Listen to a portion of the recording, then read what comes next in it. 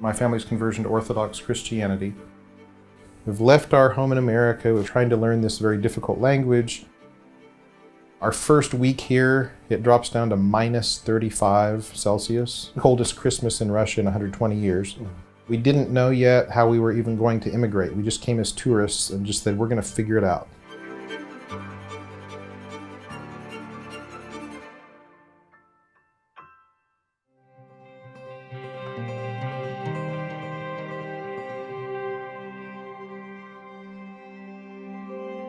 I think it started out not as, researching someplace to move or even knowing a lot about Russia.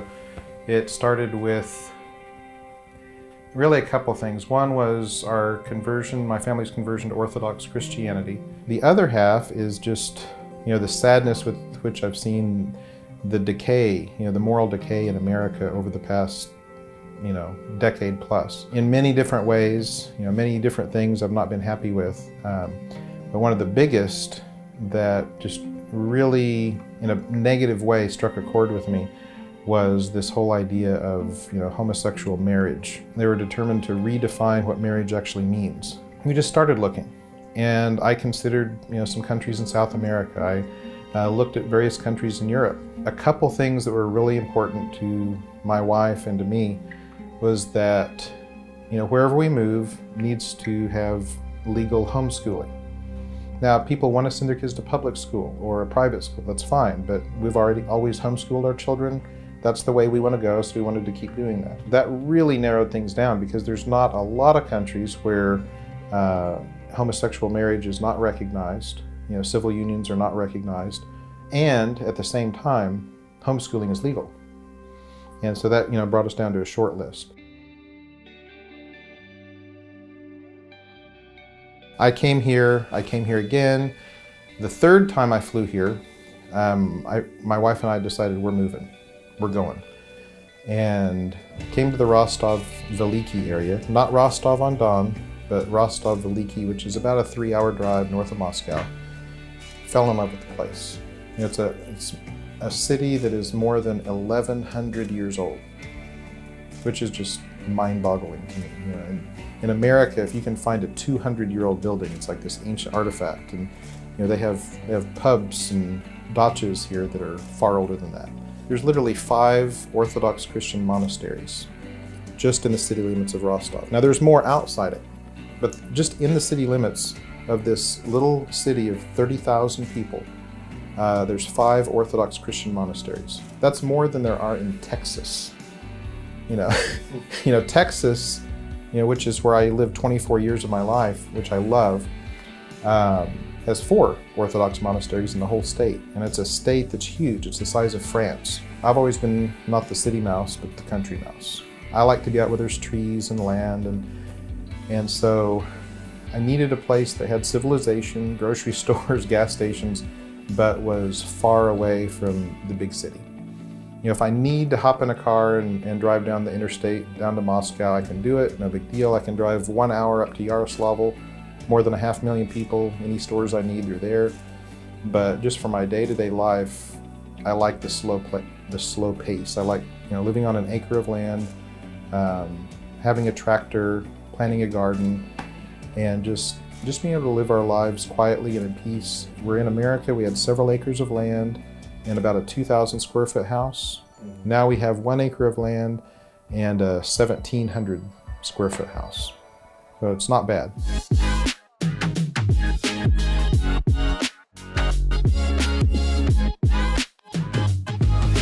So yeah, you don't see a lot of 2-car garages in rural Russia. Yeah. But I'm a spoiled American. I wanted to have the real thing. Well, now here's the deal. We actually tried it the other way. We own 2 cars. Yeah. There's 10 of us in the family. A car doesn't hold 10 people, so we have 2 cars. Yeah. And we've spent the last few Russian winters realizing that in Russia, winter is not something that happens for a couple of weeks and you deal with it. Yeah, it's months. They do winter professionally here. Yeah. And so, literally months of scraping ice, brushing snow off. Speaking of professional, I just wanted to say, yeah, this is it's a real deal. Not too useful in Illinois or Texas, right. That's for sure. That's the real deal. Wow. proof that we're in rural Russia, but that we're here in the 21st century. Yeah. You look and it just looks like this normal Russian dacha and stuff, but then you see this 2-car garage with electric garage door. Well, here is this old building. They started building with logs, finished out with some older wood siding. It's been sitting here for years. Yeah. And then here's this giant, like a satellite dish, you know? Yeah. And that's because instead of turning this into a banya/sauna, I turned this into my office. This is where I teach a lot of my English lessons online via Zoom. Yeah. And so I have a separate high-speed internet connection to my office. Yeah, wow. It is like working in a banya. That is great. Yeah, so it's just this wonderful little wood room. I've got a couch out here, a small library, little fridge with some Cokes in it. Printer. I set up my laptop over here on this big old homemade desk. We've got the high-speed internet coming in. Yeah. And I just sit here in this easy chair, chill, teaching kids English. Yeah. And I really enjoy it. It's peaceful out here. Oh, and here's the greenhouses. You can see I have 3 over here, and they're pretty big greenhouses. And it's just a really great place to. Were those here before, or did you put those? We added those, and so it's just great. Here, this spring gets going late. We're in America. Maybe you're planting stuff in March or April. Here, you don't really want to plant stuff till May. Yeah. But with this, it warms everything up a little earlier, and it goes a little later. So you can actually start growing stuff there in April. You can keep it growing past September, October. And again, talking about Russian stereotypes. Wow, it's a Belarus tractor. Yeah. That's great. Oh, did you put the racing on there? That's how it came, believe it or not. Got in Yaroslavl. Yeah. It's got the big lights on it. And, that's great. Nice souped up racing tractor. So in America, we had really low taxes. We were out in the country. Yeah. I had a country house, several acres of land, and it was still, we were still paying like over $1,000 a year in taxes. Yeah. But that's low. My sister, other people I know, they're paying $5,000, $6,000, $7,000, $8,000 American dollars every year just on real estate taxes. I mean, on property taxes. Well, here it's amazing. Every year, I've got this house. I've got an acre of land. And every year I pay less than $50 for the whole year for the property taxes. Yeah, I paid $8 this year. Yeah, it's almost nothing. Yeah. It's just mind blowing. So technically, yes, there's property taxes here, but it's very nominal. Exactly. That first year was very tough. It was made even tougher because, I don't know, a month, 2 months after we got here, I was diagnosed with a certain form of cancer. And so, throw everything together. We've left our home in America, we've come to a new place, we're trying to learn this very difficult language. Our first week here, it drops down to minus 35 Celsius, which is very unusual. It usually does not get that cold here. It did the first week we were here. Coldest Christmas in Russia in 120 years. And a lot of frustrations, a lot of difficulties. We didn't know yet how we were even going to immigrate. We just came as tourists and just said, we're going to figure it out. You're already carrying this massive load. You're already just barely able to walk. And then, let's throw cancer on top of that. So instead of doing what I was planning on doing, that first summer, I was hoping to drive my family all over Russia and show them the beauties of St. Petersburg and the beauties of Moscow, these amazing cathedrals and monasteries, and just the beautiful landscapes across Russia, and the trees and the ponds and the rivers. Instead, my wife, not speaking Russian, and our 8 children, not speaking Russian, had to be stuck in that apartment in Rostov while I was 3 hours away in Moscow throwing my guts up on chemotherapy. That stank. It was bad. Thankfully, now that we are, permanent residents of Russia, most medical care that we get is free. We don't have to pay for it.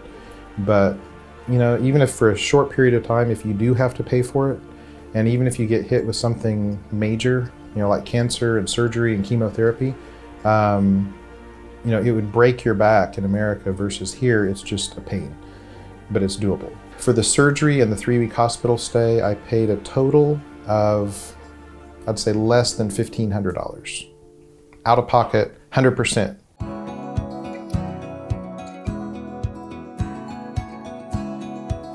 While in America, I was a computer engineer for 20 years, close to 20 years.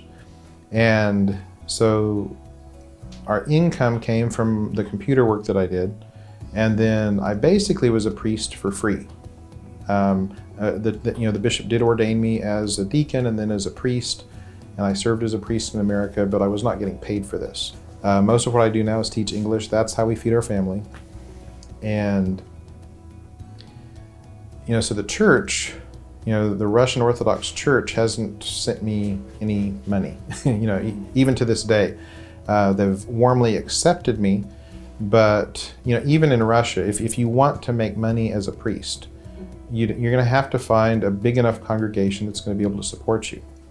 You can't go out in the middle of nowhere, a small church of maybe 15 or 20 people, and expect them to be able to support, a family of 10. And so, perhaps if I lived in Moscow, then they could put me in a church where it would be feasible for that to be my only job. But out here, we're basically doing the same thing that we did in America. I have a source of income, there's work that I do, but as a priest, I'm not doing it for the money. I'm doing it because I have faith in Christ, and this is how I want to serve God. I've got a bunch of students. I have dozens, maybe around 40 students currently that I teach just online via Zoom. And then there's nearly 100 kids in the 10th and 11th grade boarding school at Varnitsky Monastery, where I teach them sometimes online and sometimes I go there and I teach them face to face.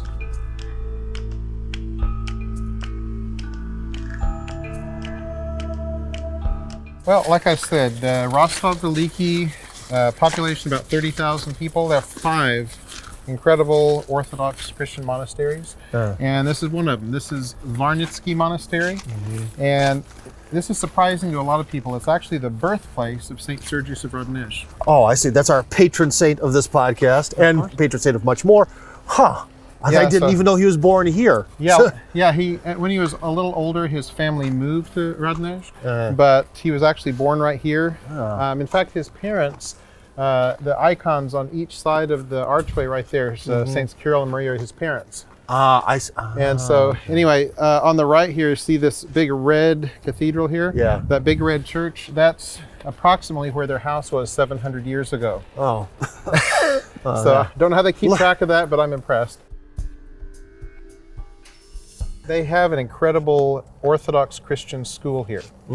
So here in Rostov, you can go to public school, you can homeschool, or you can send your kids to the Orthodox school here, which is free of charge. They don't charge for it.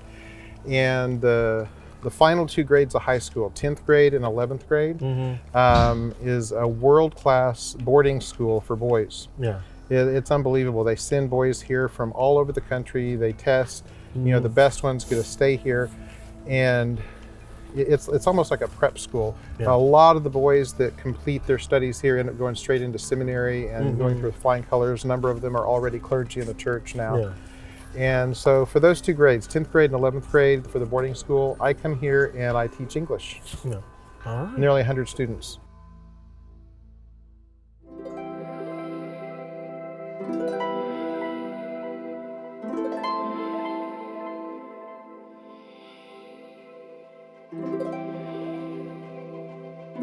We have this interview, we're going to talk and talk, but however many hours we talk and you piece it together, it's still just going to be a fraction of what we've got to experience over the past several years. Just soaking in Russia, just realizing what a gem this really is. Is it perfect? Absolutely not. If you want to find some negative things here, you'll find them. Of course, friends, relatives, people back home were just terrified. They just thought, you're crazy, you're nuts. Don't you know that Russia is terrifying, that Russia's scary? I'm afraid, something's bad going to happen. So I started taking photos. I just, go to a gas station. I go through a grocery store and take pictures and just simple, normal, everyday things. And I would get this amazing response from people online. People would write back to me and say, oh my goodness, the grocery stores are full of food. That's what they're for, they're full of food. But people have this idea that it's still the 70s or the 80s. But that's where I decided, the website that I am editor on, Russian Faith, a lot of what we try to do there is just tell the people truth about simple things in Russia. It doesn't have to be out of this world. Just showing people churches, showing people community gatherings, showing people Russian food. Things that are just mundane and everyday are still amazing to Americans because they start to realize, hey, Russia, there's like normal people in Russia. There's husbands and wives and children, and they have schools and playgrounds and good tasting food and really good music and beautiful dresses for the women and folk singing. And so to me, it's kind of been my own little tiny, you know, I don't want to say missionary project because that has too many connotations, but I really just want to show people that Russia is a good place. Yeah, we like tripled the population of the village when we moved in. So. Oh yeah, I guess you did. Wow, I didn't think about that. Oh.